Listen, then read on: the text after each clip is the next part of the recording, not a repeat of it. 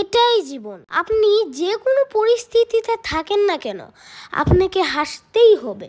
দেখেন আমি কিভাবে হাসছি। আমার কানে কিন্তু মশা ভিনভিন ভিনভিন ভিনভিন করছে, আর আমার শরীরে কিন্তু মশা কামড়াচ্ছে, কিন্তু আমি কিন্তু হাসা বন্ধ করে দিই নাই।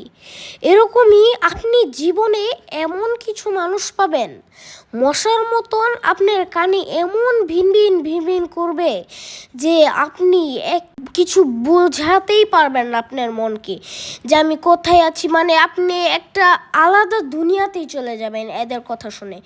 যেরকম আপনি যদি কোনো কথা শুনেন, মানে এরা এভাবে কথা বলবে যে মনে হচ্ছে মশার মতন আপনার শরীর থেকে কেউ রক্ত চুষে চুষে নিয়ে যাচ্ছে।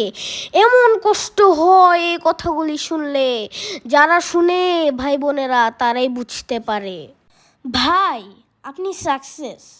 যখন আপনি সাকসেস দেখেন, মানুষ আপনার চারপাশে মশার মতন ভিনভিন ভিনভিন ভিনভিনই করছে, কারণ আপনি সাকসেস। মানুষের কিন্তু সহ্য হচ্ছে না যে আপনি সাকসেস হয়েছেন। তো এর জন্যে আল্লাহর উপর ভরসা রেখে সামনের দিকে এগিয়ে যান, সিঁড়ি থেকে নিচে নেমেন না।